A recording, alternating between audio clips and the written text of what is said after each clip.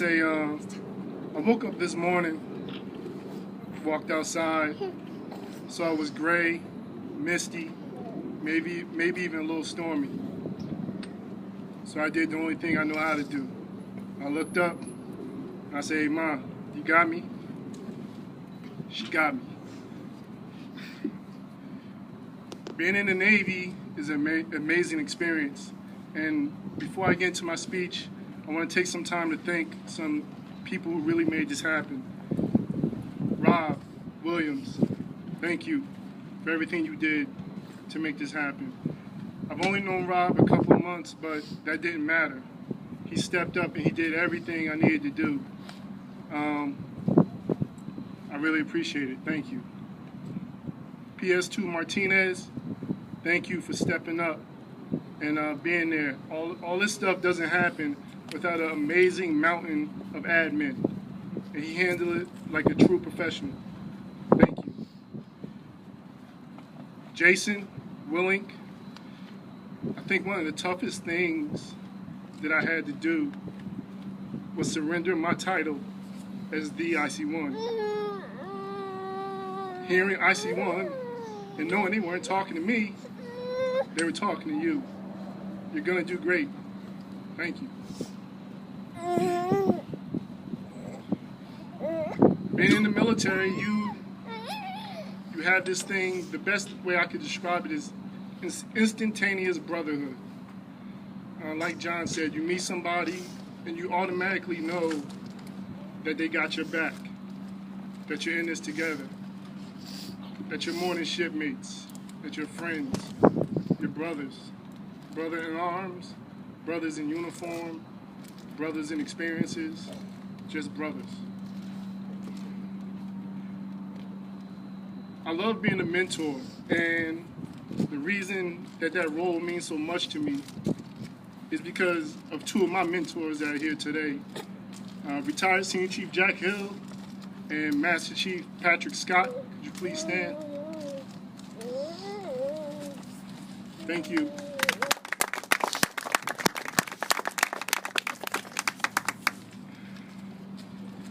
Senior Chief Hill, Jack,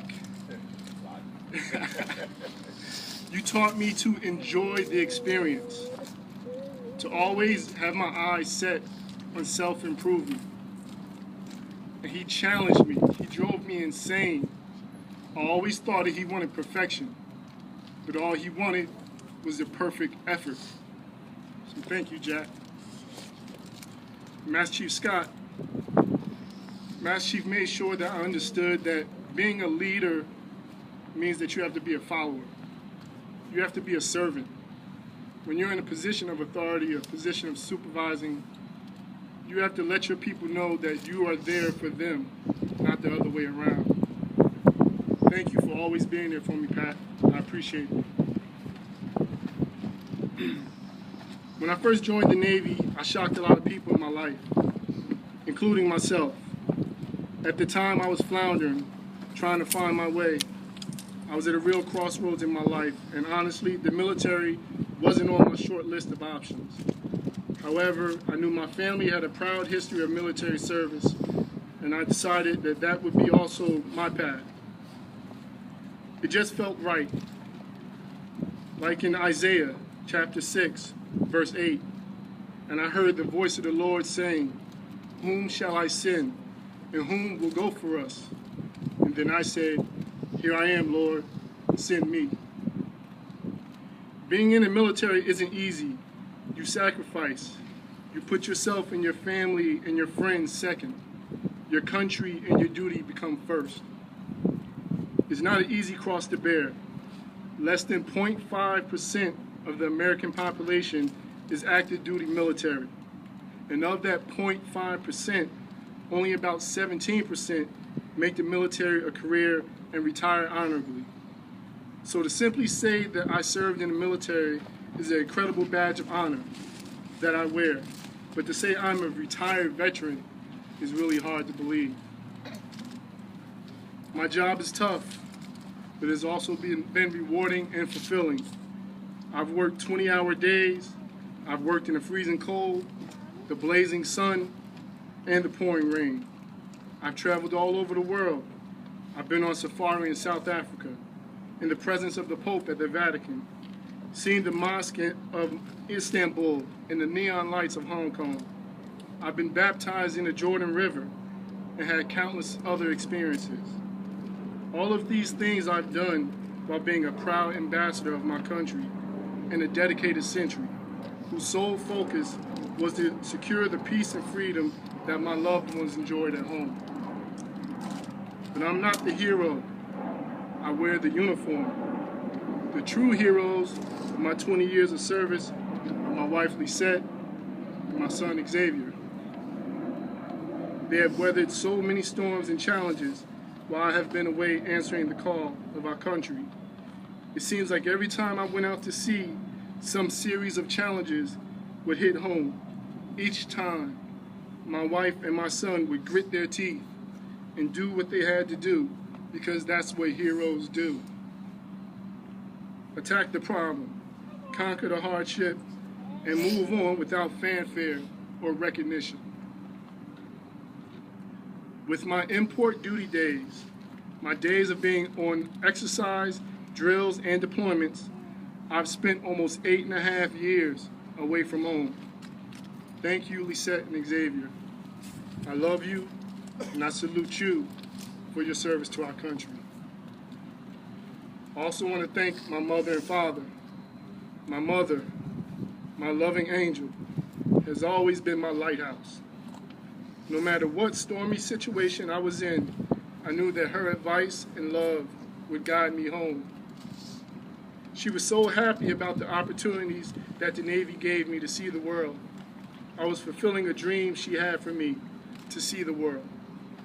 My father, he is my keel. He is the strength and solid support of who I am and what I am. I am built on him. He's the tempered steel of model and a model of excellence that I strive to be. I remember my 2012 deployment. I had just moved back from Chicago to Virginia. That's what we do in the military, we move. My ship was already deployed, and I would be flown out to meet it at an overseas port. I really wasn't sure when I would be leaving. I got the call in true Navy fashion, "Hey, IC-1, you leave tomorrow." I rushed to Xavier's school to pick him up so we could spend some time together. As we walked to the car, I told him, I put my arm around him and said, "Hey buddy, I have to leave tomorrow. I'm flying out to meet my ship." My voice was shaking, but I was smiling through it, trying to be strong for both of us. Xavier said, "Good, you're ugly anyway." Then the tears streamed down his face and he broke down in the parking lot. I hugged him and did my best to comfort him. We were a seasoned Navy family by that time, but the pain and anxiety and sadness of me being deployed was always difficult to bear. Xavier, you're a man. Thank you.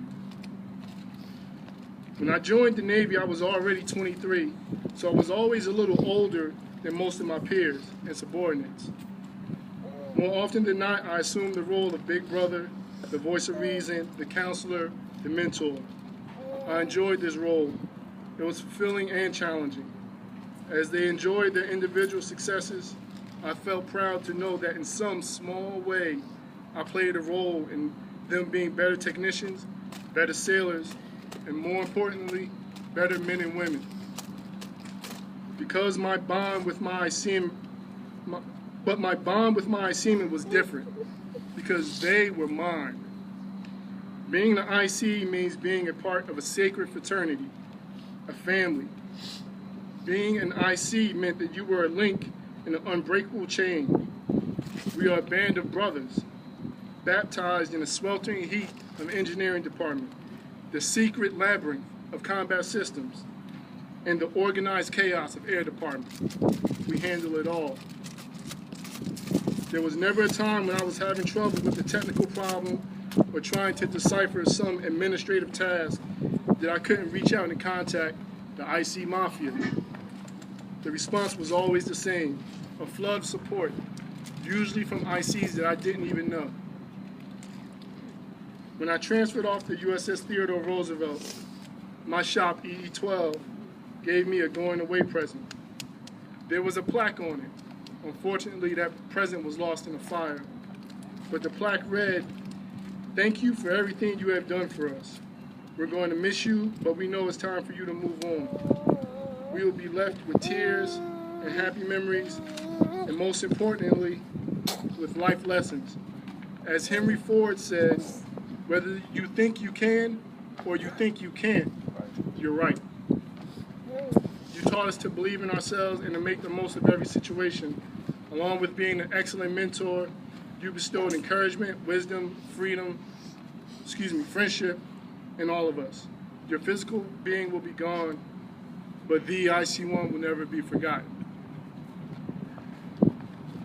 I wrestled back and forth with a decision about putting something in my speech, but right now I feel it's important for me to mention it.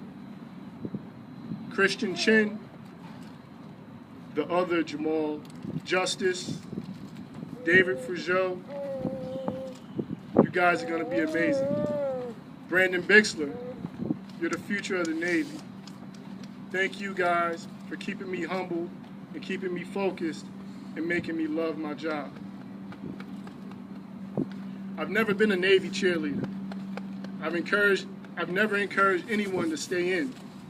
I think all of our lives are too dynamic to ever understand what goes on in each decision a person makes to stay in, re-enlist, or to make the Navy a career.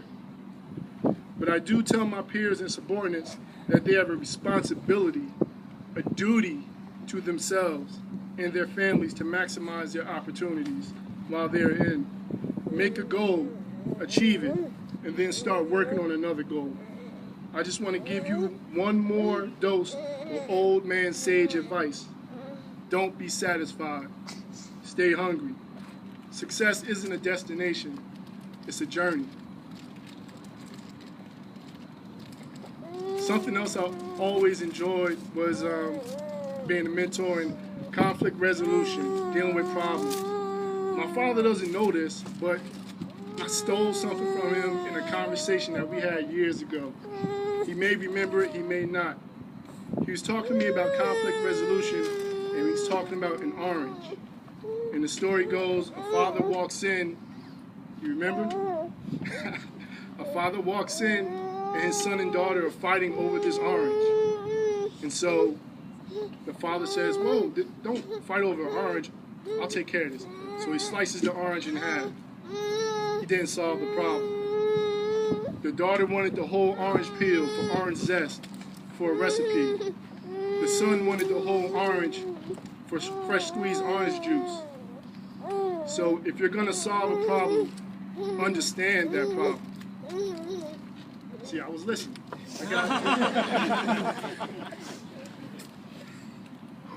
My career and the pride I feel as a veteran, and Mr. Hines stole this from me, but it's important enough to be read twice, can be summed up by our 35th president, President John F. Kennedy, who said, "I can imagine no more rewarding a career than any man who may be asked in this century what he did to make his life worthwhile. I think he can respond with a good deal of pride and satisfaction. I served in the United States Navy." Thank you.